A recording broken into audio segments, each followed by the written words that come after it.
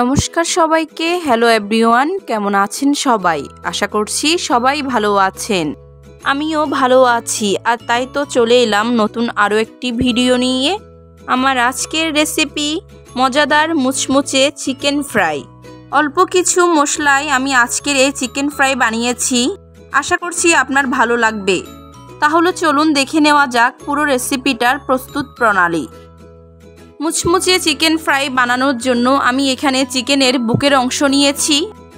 আর দেখতেই পেলেন চিকেনের এই পিসগুলোকে আমি খুব বেশি মোটা এবং খুব বেশি চিকন রাখি নাই। আচ্ছা, আমি এখন এতে দিয়ে দিলাম 1.5 চামচ সয়া সস, সেই সঙ্গে অ্যাড করে দিচ্ছি 2 চামচ টমেটো সস। এরপর অ্যাড করে দিলাম আধা চামচ গোলমরিচ গুঁড়া, আধা চামচ আদা বাটা এবং 1 চামচ রসুন বাটা। সেই সঙ্গে অ্যাড করলাম স্বাদ মতো লবণ এবং পরিমাণ মতো হলুদের গুঁড়া, পরিমাণ মতো মরিচের গুঁড়া। এরপর দিয়ে দিচ্ছি 1 চামচ লেবুর রস। এবারে এই সমস্ত উপকরণ ভালো করে মিশিয়ে নিচ্ছি।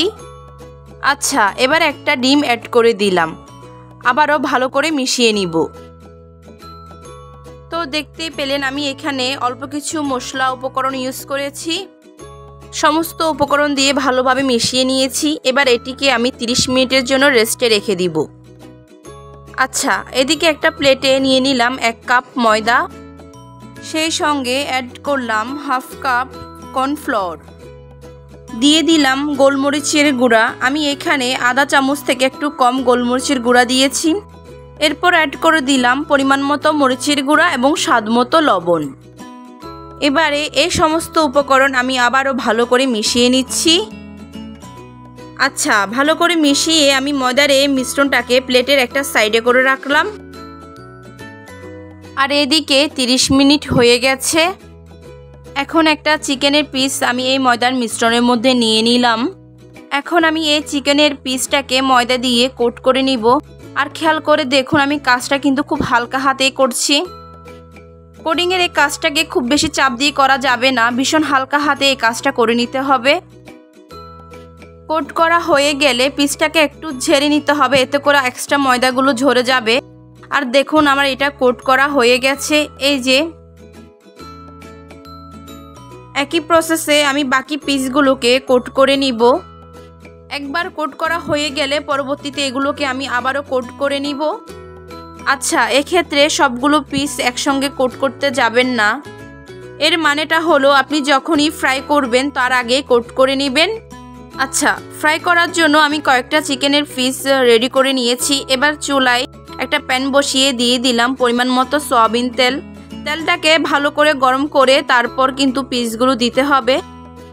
তেল ভালো করে গরম হওয়ার আগে যদি চিকেনের পিসগুলো দিয়ে দেন তাহলে কিন্তু চিকেনের এই পিসগুলো ক্রিস্পি হবে না, মানে মুচমুচে হবে না। ফ্রাইয়ের জন্য আমি মোটামুটি কয়েকটি চিকেনের পিস তেলের মধ্যে দিয়ে দিলাম। এখন চুলার আঁচটা করে দিলাম মিডিয়াম টু লো।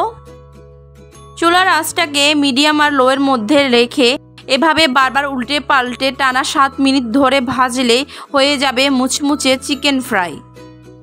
তো দেখুন আমার চিকেনের এই পিসগুলো কিন্তু ফ্রাই হয়ে গেছে। আর দেখুন, দেখে নিশ্চয়ই বুঝতে পারছেন যে কতটা ক্রিস্পি হয়েছে। আমি এখন একটা প্লেটে তুলে নিচ্ছি।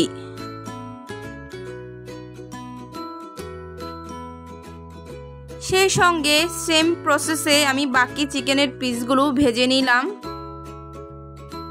আর এরই সঙ্গে হয়ে গেল মজাদার মুচমুচে চিকেন ফ্রাই। তো ফ্রেন্ডস, আমি আশা করছি আমার আজকের এই চিকেন ফ্রাই রেসিপিটি আপনার ভালো লেগেছে। যদি ভালো লেগে থাকে তাহলে আমার চ্যানেলটি সাবস্ক্রাইব করার অনুরোধ রইল। আর সাবস্ক্রাইব করলে পাশে থাকা বেল আইকন বাটনটি ক্লিক করবেন। টাটা।